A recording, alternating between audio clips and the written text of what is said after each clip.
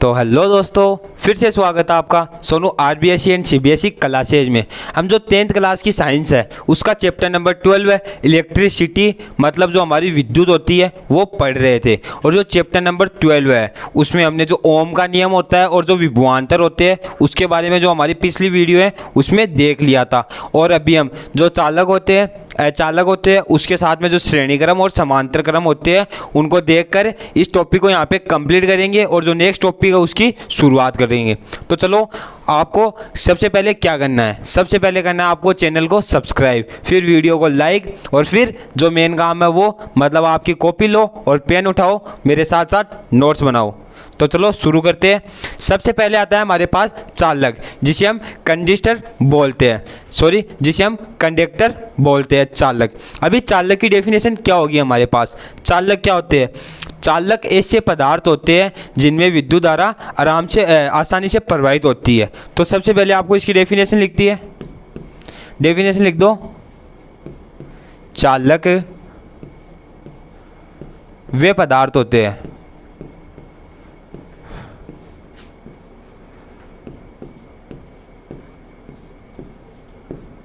जिनमें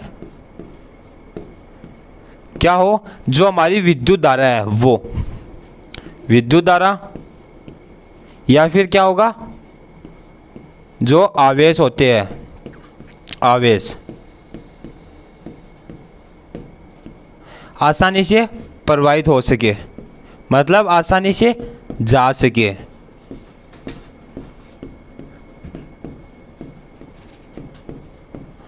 प्रवाहित हो, उन पदार्थों को हम क्या बोलेंगे? ऐसे पदार्थों को हम बोलेंगे क्या? चालक। ऐसे पदार्थों को चालक कहते हैं। समझ गए? अगर समझ गए हो तो वीडियो को लाइक करते रहो। चालक कहते हैं। अभी हमारे पास आएगा इसका एग्जाम्पल। एग्जाम्पल में हम देखेंगे कि कौन कौन से ऐसे पदार्थ है। जैसे आपने नाम सुना है तांबा, एल्यूमिनियम, या जो हमारा लोहा होता है मतलब आयरन। तो आप पहले एग्जाम्पल लिख दो। आयरन, जिसे हम हिंदी में बोलते हैं लोहा, तांबा, और जो हमारा एल्यूमिनियम होता है।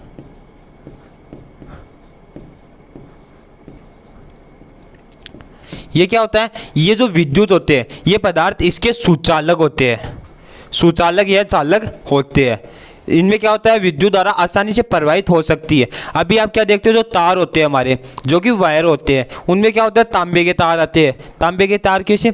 उनमें जो विद्युत धारा तांबे के तार में आसानी से प्रवाहित हो सकती है। ये चीज़ें आपको ध्यान रखनी है। इसके साथ आपको एक नोट और लिखना है, जो चालक जो हमारे चालक जितने ज़्यादा अधिक मतलब वो होंगे सुगराई, वो जो हमारी विद्युत का उतना ही कम प्रतिरोध करेंगे। तो लिख दो।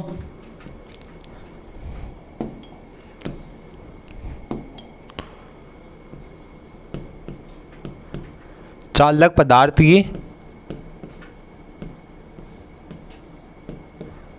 की चालकता जितनी अधिक होगी वो क्या करेंगे? जो विद्युत धारा है, जो कि या विद्युत धारा या आवेश का उतना ही कम क्या करेंगे? अवरोध करेंगे। अवरोध क्या होता है? किसी के जो मार्ग में रुकावट होती है। जैसे आपके पास जो तांबा है ये विद्युत का अधिक सुचालक होता है, इसीलिए हम जो तार होते हैं उनमें तांबे के तार होते हैं, आपने देखा होगा। तो ये क्या है? जैसे तांबे का अधिक ये सुचालक है, तो ये क्या है? विद्युत का कम विरोध करेगा, विरोध नहीं करेगा। इसमें विद्युत आसानी से इसमें विद्युत आसानी से प्रवाहित हो सकेगी। लेकिन अगर कोई ऐसा हमारे पास एग्जाम्पल है, उदाहरण है, उसमें क्या होगा? वो मतलब जो हमारा चालक तो है पदार्थ, लेकिन वो इतना ज़्यादा सुगराई नहीं है कि जितना तांबा कर रहा है उतना वो कर सके। तो उसमें क्या होगा? वो थोड़ा बहुत विरोध करेगा। तो इसमें क्या लिखना है? चालक पदार्थ की चालकता जितनी अधिक होगी वो प्रतिरोध उतना क्या करेंगे? कम करेंगे। प्रतिरोध उतना ही कम करेंगे। आपको पॉइंट लिखना है कि चालक पदार्थ की, लिखो, चालक पदार्थ की चालकता जितनी अधिक होती है चालक पदार्थ की चालकता जितनी अधिक होती है वो विद्युत का या फिर जो हमारे आवेश होते हैं उसका प्रतिरोध उतना ही कम करते हैं। इसके बाद में हम देखने वाले हैं अचालक। अचालक को आप कुचालक बोल सकते हो और जो चालक उसे सुचालक भी बोल सकते हैं। तो अभी अचालक में क्या होगा, वहाँ पे क्या हुआ था, जैसा कि आपने यहाँ पे देखा था, यहाँ पे क्या था हमारे पास, चालक वे पदार्थ होते हैं जिनमें विद्युत धारा आवेश आसानी से प्रवाहित हो सके। यहाँ पे ये चीज़ देखो आसानी से, तो उसमें क्या होगा, उसमें आसानी से प्रवाहित नहीं हो सकती। तो डेफिनेशन लिख दो, वे पदार्थ जिनमें क्या होती है, हमारी जो विद्युत धारा होती है, विद्युत धारा क्या हो, आसानी से प्रवाहित ना हो सके,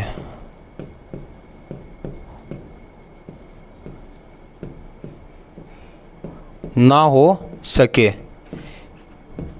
आगे लिखना है, ऐसे पदार्थों को हम अचालक कहते हैं। आपको जो ये नोट्स हैं ये कंप्लीट बनाने हैं, ठीक है। ऐसे पदार्थों को हम अचालक बोलते हैं जिसे इन शेल्टर बोलते हैं। इसका एग्जाम्पल क्या होगा हमारे पास, एग्जाम्पल भी लिखना है आपको, एग्जाम्पल लगाओ। एग्जाम्पल में लिख दो, जो हमारी होती है कांच या फिर रबड़ होगा, वो ये होगा रबड़ या फिर लकड़ी मान लो। आपने एक चीज़ ज़रूर नोट की होगी, जो हमारा ग्रेड होता है या फिर जो भी बिजली विभाग होता है, वहाँ पे जो ये तार्स होते हैं, वायर होते हैं, जो हमारे जिनमें विद्युत का ये संचालन होता है, उनमें क्या होता है, वहाँ पे अगर कोई भी प्रॉब्लम हुई है तो वहाँ पे जो वहाँ के कर्मचारी है, वर्कर्स है, वो क्या करेंगे, अगर उस प्रॉब्लम को सोल्व करने से पहले वहाँ पे दस्ताने होते हैं, इस प्रकार से बड़े बड़े दस्ताने होते हैं, जो कि किसके होते हैं, वो दस्ताने होते हैं रबड़ के। ये चीज़ नोट की होगी, रबड़ के दस्ताने, रबड़ के जो जूते होते हैं वो पहन के ही वो कार्य करते हैं। उससे क्या होगा, ये विद्युत का अचालक होता है, इसमें से विद्युत प्रवाहित नहीं हो सकती। आप मतलब देख सकते हो कि रबड़ से अगर आप यहाँ पे कोई आपके पास जैसे वायर है, ये वायर है पूरा, इससे यहाँ से विद्युत प्रवाहित हो रही है। अगर आप इसे रबड़ के दस्ताने पहनकर इसे टच कर रहे हो तो आपको कुछ नहीं होगा। और उसकी जगह आपने, जैसा कि हमने यहाँ पे जो एग्जाम्पल लिए थे, लोहा, तांबा, एल्यूमिनियम, इनकी सहायता से इसे टच कर रहे हो तो आपको जो करंट है वो लग सकता है। ये चीज़ें आपको ध्यान रखनी है। इसके बाद में हम देखेंगे चालकता, जिसे कंडक्टिविटी बोलते हैं। अभी चालकता क्या है सबसे पहले सवाल आता है चालकता क्या है, तो आपको सबसे पहले लिखना है चालकता किसी भी पदार्थ का वह गुण है। लिखो, चालकता क्या है, चालकता किसी भी पदार्थ का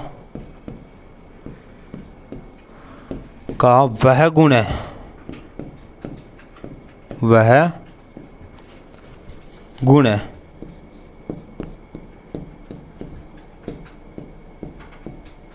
जिसमें वह, सॉरी आपको यहाँ पे लिखना है चालकता किसी भी चालक का वह गुण है, चालकता किसी भी चालक का वह गुण है, क्योंकि हम यहाँ पे चालक की बात कर रहे हैं। किसकी बात कर रहे हैं, चालकता की। तो जो कि चालक का वह गुण होगा जो जिसमें वह अपने अंदर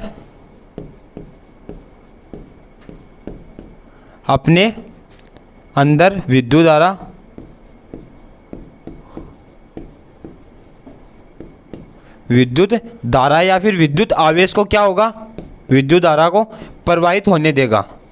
कैसे, अभी सबको समझ में नहीं आया ये कैसे हुआ, क्या बोलना चाहता है सर, कि ये क्या बोलना चाहता है, हमारी डेफिनेशन क्या बोल रही है कि चालकता किसी भी चालक का वह गुण है जिसमें क्या है, वह अपने अंदर विद्युत धारा या फिर जो विद्युत आवेश है उनको प्रवाहित होने देता है, मतलब परमिशन देगा होने की। जैसे अभी सभी चीज़ों के लिए एग्जाम्पल बताना ज़रूरी होता है। तो आप एक एग्जाम्पल ले लो कि कोई भी आपकी वस्तु है, कोई आपका पेन है या नोटबुक है, अगर आपका फ्रेंड दोस्त जो भी है वो आपसे उसे मांग रहा है, तो अगर आप उसे परमिशन दोगे तभी तो वो लेगा ना।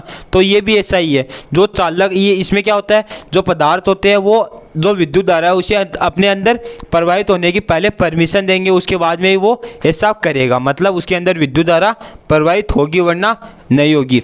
इसके बाद में हम देखते हैं जो श्रेणी क्रम और समांतर क्रम होता है उसके बारे में, तो वो होगा हमारा प्रतिरोधों का संयोजन। प्रतिरोध मैंने बताए थे पहले। अगर आपको प्रतिरोध की डेफिनेशन अभी तक याद है तो आप कमेंट बॉक्स में बताओ कि डेफिनेशन क्या होगी, क्योंकि ये चीज़ें मैंने जो पीछे की वीडियो उसमें बताया था। प्रतिरोध पहले वापस देख लो क्या होगा। अगर कोई नया है तो वो प्रतिरोध यहाँ पे एक बार देख लो। उसके बाद में जो हमारी प्लेलिस्ट है 10th क्लास साइंस एनसीईआरटी नाम से प्लेलिस्ट है, उसमें क्या जितने भी साइंस के हमारे चैप्टर्स हैं वो सभी आपको वहाँ पे मिल जाएंगे। आपको सभी को देखना है, चैनल को सब्सक्राइब करना है। मैं प्रतिरोधकता वापस बताता हूँ।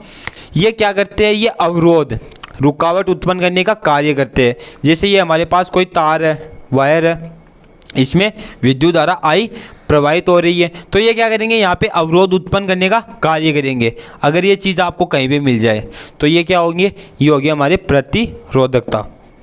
ये विद्युत परिपथ में, विद्युत मार्ग में अवरोध उत्पन्न करने का कार्य करते हैं। अभी प्रतिरोधक हमारे पास दो प्रकार के होंगे, एक होगा श्रेणी क्रम संयोजन, दूसरा होगा समांतर क्रम संयोजन। अभी जो श्रेणी क्रम संयोजन है इसे हम इंग्लिश में बोलते हैं सीरीज। इसके बारे में हम देखते हैं। तो श्रेणी क्रम संयोजन क्या होगा, जब विद्युत के दो या दो से अधिक घटक इस प्रकार से जोड़े जाए कि सब में विद्युत धारा समान ही प्रवाहित हो, तो उसे हम क्या बोलेंगे, श्रेणी क्रम। तो डेफिनेशन लिख दो, जब विद्युत परिपथ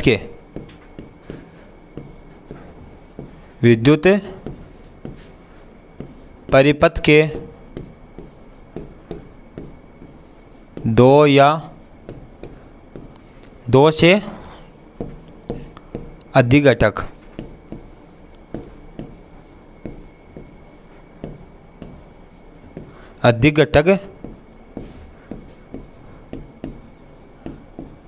इस प्रकार से जोड़े जाए, मतलब दो या दो से अधिक घटकों को इस प्रकार से जोड़ा जाए कि उनमें जो विद्युत धारा है वो समान प्रवाहित हो, कि उनमें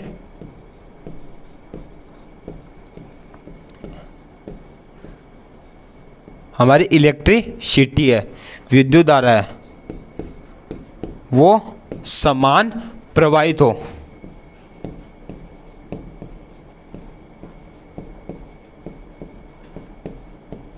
समान क्या हो, प्रवाहित हो। मतलब दो या तो दो ऐसे घटक होने चाहिए जो विद्युत वायर है उसके अंदर ऐसे, एक तो ये प्रतिरोध हो गया, ये दूसरा हो गया, तो दो होने चाहिए या दो से अधिक होने चाहिए। इनमें क्या है, ये इस प्रकार से जोड़ा जाए कि पहले जो प्रतिरोध है उसके बाद में जो विद्युत धारा उसे क्रॉस कर रही है उसमें भी वो विद्युत धारा उतनी ही रहे। मतलब 4 एम्पियर की धारा जा रही है तो जो पहला प्रतिरोध है उसके बाद में वो 3 एम्पियर की नहीं हो, वो 4 एम्पियर की रहे। ये चीज़ हम यहाँ पे देख रहे हैं। इसके बाद में पॉइंट हो जाएगा सेकेंड, इसमें क्या होगा, इसमें विद्युत धारा समान रहेगी, विद्युत धारा समान होगी, मतलब चेंज नहीं होगी, क्योंकि हम ऐसे प्रतिरोध ले रहे हैं जिसमें विद्युत धारा समान हो। ठीक है, तो इसमें भी ऐसा ही होगा कि विद्युत धारा समान नहीं होगी। आप तीसरा पॉइंट नीचे लिखना। तो तीसरा पॉइंट क्या होगा, इसमें वोल्ट में परिवर्तन होता है, वोल्ट में परिवर्तन। वोल्ट इसका समान नहीं रहेगा, पहला वोल्ट होएगा, जैसे 5 वोल्ट है तो आगे वो 4 वोल्ट हो जाएगी, वोल्ट में परिवर्तन होगा।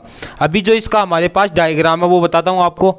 जैसे ये हमारा वायर ए है, ये यहाँ पे हमने लिया 1 प्रतिरोध, नंबर 2 प्रतिरोध, नंबर 3 प्रतिरोध, ये है ए और ये है बी। ठीक है, यहाँ पे ये हमारे पास धारा जा रही है आई, तो ये धारा यहाँ पे भी आई होगी और यहाँ पर भी आई ही होगी। और वोल्ट V1, V2 और V3, वोल्ट में परिवर्तन आ रहा है, यहाँ पे V1 है, यहाँ पे V2 है और वहाँ पे V3 है। और ये हो जाएगा R1, R2, R3। तो यहाँ पे ये क्या होगा, V इक्वल टू होगा R, sorry I equal to R होगा, I इक्वल टू होगा हमारे पास R, तो I इक्वल टू हो जाएगा VR, क्योंकि ये सूत्र हमने पहले देखा है, ये चीज़ आपको याद रखनी है। तो इसका तुल्य प्रतिरोध क्या होगा, आपको ये चीज़ ध्यान रखनी है, इसी से जो क्वेश्चन है वो सोल्व होंगे। तुल्य प्रतिरोध, हेडिंग डाल दो इसकी। जो तुल्य प्रतिरोध है, इसकी सहायता से जो हमारी बुक्स में जो न्यूमेरिकल्स दी हुई है उन न्यूमेरिकल को हम सोल्व करेंगे। किसकी सहायता से, तुल्य प्रतिरोध की सहायता से। अभी जो तुल्य प्रतिरोध है, तुल्य प्रतिरोध क्या होगा, वो होगा जो R है, R equal to IR1 plus IR2 plus IR3, क्योंकि I हमारे पास सॉरी V होगा, यहाँ पे आपको V लिखना है, VR1 VR2 और VR3, यहाँ पे V कर दो।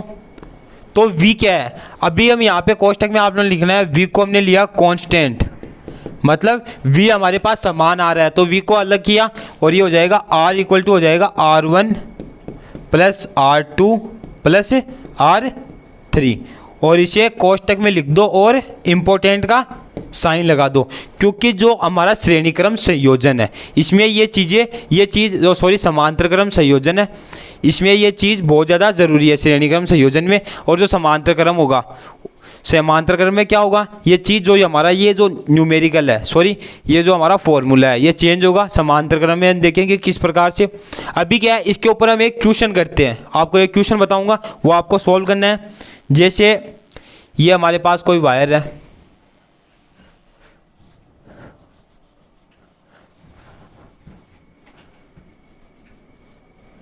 ठीक है, ये वायर है, ये A है और ये है B। यहाँ पे जो हमारा वोल्ट है, सॉरी जो वोल्ट है वो होगा 2 ओम, यहाँ पे होगा 3 ओम, 4 ओम, 4 ओम और 5 ओम। तो आपको जो तुल्य प्रतिरोध है वो ज्ञात करना है, तुल्य प्रतिरोध आपको निकालना होगा। समझ गए सभी को तुल्य प्रतिरोध निकालना होगा। इसी के साथ हमने जो पिछले जो न्यूमेरिकल्स है वो देखे थे, और उनके अलावा जो आपकी एनसीईआरटी की बुक है उनमें बहुत सारे न्यूमेरिकल्स है, आप उन्हें सोल्व करो। जिस न्यूमेरिकल में आपके दिक्कत है वो हमें कमेंट बॉक्स में बताओ, या उसकी जो फोटो है वो लेकर हमें इंस्टाग्राम पेज पे भेज सकते हो, उसका सॉल्यूशन आपको जल्द से जल्द मिलेगा। आपको ये करना है, सभी करो। तो तुल्य प्रतिरोध हमने देखा था R होगा, R इक्वल टू क्या हुआ था, R1 plus R2 plus R3, और जो R N तक ले जाओ उसे, सॉरी पीछे वो तो डिलीट कर दिया, R N तक आपको ले जाना है। तो यहाँ पे क्या होगा, ये R1 मानते हैं हम, ये मानते हैं R2, ये मानते हैं R3 R4। तो यहाँ पे क्या करना है, यहाँ पे R1 पहले फॉर्मूला लिख दो, plus R2 plus R3 plus R4। अभी किसी के मन में सवाल आया होगा, आया है तो ठीक है, नहीं आया तो मैं बता देता हूँ कि सर अगर R4 से आगे हो तो क्या करना है, तो आपको Rn तक मानना है। n कोई भी संख्या हो सकती है यहाँ पे, मतलब R11 तक है तो 11 तक मान लो, 12 है तो 12 मान लो, 90 100 कितने भी हो, 100 200 कितने भी हो वहाँ तक आप मान सकते हो, लेकिन इतना लंबा नहीं आएगा, इतना ही 3 या 4 इक्वेशन का होगा ये। तो R में जो वैल्यू है वो आपको पुट करनी है। सबसे पहले क्या होगा, वो होगा 2 ओम, फिर होगा 3 ओम, फिर होगा 4 ओम और फिर होगा 5 ओम। तो R की जो वैल्यू आई है वो आपको कमेंट बॉक्स में बतानी है कितनी आई है। ये चीज़ ध्यान रखना, ये सिंबल किसका है, मैंने पिछली वीडियो में बताया था ये सिंबल किसका है, कमेंट बॉक्स में बताओ ये सिंबल किसका है। ये चीज़ें जो जितने भी सिंबल्स हैं वो सभी आपको याद होने चाहिए, तभी आगे आपको पढ़ने में मज़ा आएगा, जो न्यूमेरिकल्स है उनको सोल्व करने में मज़ा आएगा। इसके बाद में हम देखते हैं जो समांतर क्रम संयोजन होता है उसके बारे में, जिसे हम पैरेलल बोलते हैं। आपने जो श्रेणी क्रम संयोजन है उसमें जो देखा था, उसमें क्या हुआ था, जब विद्युत परिपथ के 2 या 2 से अधिक घटक लेते हैं, हम क्या करते हैं, विद्युत परिपथ के जो ऐसे हमने ये एक घटक लिया था, ये 2 या फिर 3, ऐसे कितने भी 2 से अधिक घटक, या तो 2 हो या 2 से अधिक घटक हो, तो इस लेते हैं तो इस प्रकार से जोड़ा जाए, तो उन घटकों को इस प्रकार से जोड़ा जाए कि उनमें जो विद्युत धारा है वो समान रहे। लेकिन इसमें क्या होगा, इसमें डेफिनेशन होगी जब दो या दो से अधिक विद्युत घटकों को या विद्युत परिपथों को हम लेते हैं, तो जब दो या दो से अधिक विद्युत घटकों को विद्युत परिपथ में इस प्रकार से जोड़ा जाए कि उनमें जो विद्युत धारा है वो समान नहीं रहे। तो आपको सबसे पहले डेफिनेशन लिखनी है, जब विद्युत परिपथ में लिख दो आप पहले, ताकि ये चीज़ आपके आसान हो जाए, समझने में दिक्कत ना हो। जब विद्युत परिपथ में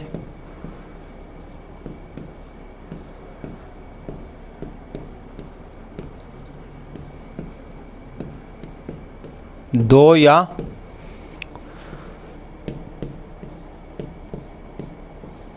दो से अधिक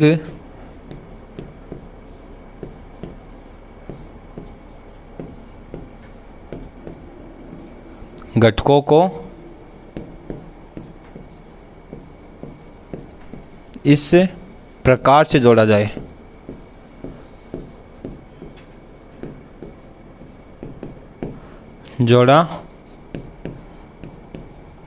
कि जो वहाँ पे क्या हुआ था, जो विद्युत धारा है वो समान रही, लेकिन यहाँ पे विद्युत धारा क्या होगी, असमान होगी। जाए कि विद्युत धारा समान ना हो, विद्युत धारा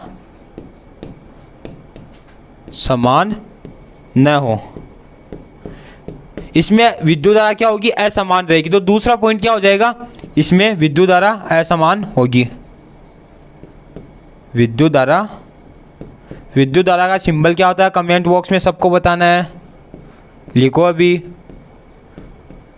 जो चीज़ें आपने पढ़ी है वो चीज़ें आपको आनी चाहिए, तभी बोल रहा हूँ। कमेंट बॉक्स में आप साथ साथ रिवीजन भी कर रहे हो, मैं पूछ रहा हूँ, आप कमेंट बॉक्स में लिख दोगे इसका सिंबल क्या होता है, आपका रिवीजन हो रहा है और मुझे पता चल जाएगा कि आपको याद है, कि आपने वीडियो देखी है। और इसमें क्या होगा, जो वोल्ट होता है, विद्युत धारा क्या है, असमान है, लेकिन जो वोल्ट का परिवर्तन नहीं होगा, वोल्ट समान रहेगा। वोल्टता क्या होगी, वो होगी हमारी समान, मतलब सभी जगह वोल्टता समान रहेगी।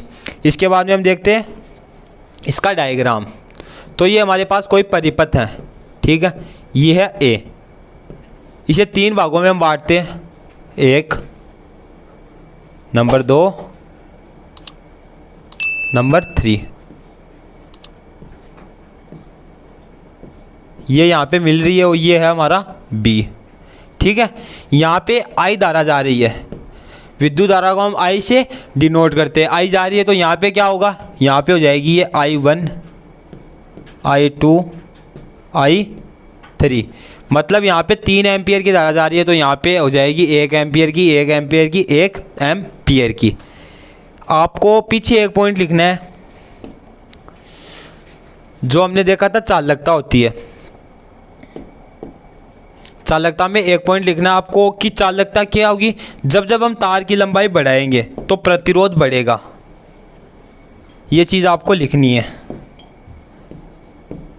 तार की लंबाई, पीछे चालकता में एक पॉइंट लिखना है आपको, लंबाई या चौड़ाई को हम बढ़ाते हैं, चौड़ाई को हम बढ़ाते हैं तो क्या होगा, प्रतिरोध बढ़ेगा, प्रतिरोध बढ़ेगा। ये चीज़ आपको पीछे लिखनी है। इसमें क्या हो जाएगा, इसमें I इक्वल टू हो जाएगा हमारा, एक minute, I equal to A, और A होगा हमारे पास यहाँ पे क्षेत्रफल L, सॉरी I नहीं होगा, ये होगा R इक्वल टू L है। L को लेंगे हम क्या, लंबाई, और एक को लेंगे हम क्षेत्रफल। ये चीज़ आपको पीछे नोट करनी है। इसके बाद में हम देखते हैं जो कि हम डायग्राम बना रहे थे, ये हमारा डायग्राम होगा। अभी सबने डायग्राम बना लिया, इसके बाद में मैं आपको एक क्वेश्चन दूंगा इसी डायग्राम पे, जो कि पीछे भी दिया था मैंने, सॉरी। पहले हम देखते हैं इसका तुल्य प्रतिरोध, इसका देखते हैं तुल्य प्रतिरोध, जो श्रेणी क्रम है, श्रेणी क्रम का तुल्य प्रतिरोध क्या होगा, इसमें होगा जो V है, V अपॉन R होगा। वोल्टता इसमें असमान है, सॉरी वोल्टता इसमें समान रहेगी, तो वोल्टता सभी जगह समान रहेगी और जो धारा है उसमें परिवर्तन होगा। तो ये होगा R2 plus V upon R3। यहाँ पे V क्या है? V है कांस्टेंट, ये चीज़ आपको ध्यान रखनी है। V है हमारे पास कांस्टेंट, तो V को अलग कर दो, ये हो जाएगा 1 upon R equal to 1 upon R1 plus 1 upon R2 plus 1 upon R3। ये चीज़ इम्पोर्टेंट है, आपको बस इस जो ये हमारा फॉर्मूला है इसमें केवल इससे मतलब है, ये चीज़ आपके याद रहनी चाहिए। इसी की मदद से हम जो न्यूमेरिकल्स हैं उनको सोल्व करेंगे। कैसे? आपके पास एक न्यूमेरिकल है, ये हो गया, ये हो गया, ये हो गया,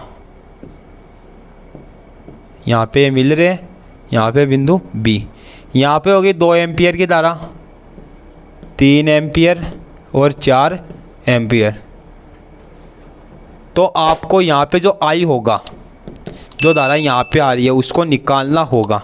तो आप क्या करेंगे? 1 upon R1 equal to 1 upon, मैं सीधा जो फॉर्मूला है उसमें वैल्यू पुट करके दिखा रहा हूँ, 2 प्लस 1 अपॉन 3 प्लस 1 अपॉन 4, और जो आंसर होगा वो आपको कमेंट बॉक्स में राइट करना है। और ऐसे बहुत सारे न्यूमेरिकल्स, आपकी जो NCERT की 10th क्लास की बुक है उसमें बहुत सारे न्यूमेरिकल्स दिए हुए हैं। तो आपको क्या करना है? वीडियो कंप्लीट देखी, नोट्स को पढ़ो, उसके बाद में अपनी बुक लो और न्यूमेरिकल को सोल्व करो। और जिस न्यूमेरिकल में आपकी दिक्कत है तो आप क्या करो, उस कमेंट बॉक्स में जाओ, वीडियो के कमेंट बॉक्स में कमेंट कर दो कि सर जो हमारा न्यूमेरिकल 5 है या हमारा क्वेश्चन नंबर 5 है, इसमें जैसे आपकी दिक्कत आ रही है आप लिख दोगे कि सर क्वेश्चन नंबर 5 में दिक्कत है। तो जो नेक्स्ट वीडियो आएगी हमारी उसमें क्या होगा, सबसे पहले जो क्वेश्चन नंबर 5 है उसका सॉल्यूशन आपको करवाया जाएगा। तो आप क्वेश्चन नंबर 5 को जो नेक्स्ट वीडियो उसमें देख लो और सॉल्यूशन कर लो। तो आई होप आपको वीडियो यहाँ तक अच्छी लगी होगी। अगर लगी है तो चैनल को सब्सक्राइब कर दो, क्योंकि सब्सक्राइब करोगे तो क्या होगा, जो हमारा कोर्स है 10th क्लास का उसे हम जल्दी कंप्लीट कराएंगे। और फिर जो आपके लिए इम्पोर्टेंट क्वेश्चन है, क्या है इम्पोर्टेंट, जो 10th क्लास के बोर्ड के क्वेश्चन है, RBSE बोर्ड में जो हमारे प्रीवियस पेपर है, पुराने जो पेपर है उनका सॉल्यूशन हम यहाँ पे करवाएंगे। आपको पता है बोर्ड में क्वेश्चन लगभग रिपीट होते रहते हैं, तो किस प्रकार से क्वेश्चन आपके जो इस चैप्टर है या फिर जो अन्य चैप्टर है उसमें से किस प्रकार से क्वेश्चन बनेंगे उसके बारे में हम बात करेंगे। जो हमारा ब्लूप्रिंट रिलीज होगा उसके ऊपर जितने नंबर के क्वेश्चन आएंगे उसके ऊपर भी हम बात करेंगे। तो आपको क्या करना है, चैनल को सब्सक्राइब करना है इन सभी चीज़ों का जो फ़ायदा है वो लेने के लिए और अच्छे मार्क्स बनाने के लिए। तो वीडियो को लाइक करो, चैनल को सब्सक्राइब करो। थैंक यू, धन्यवाद।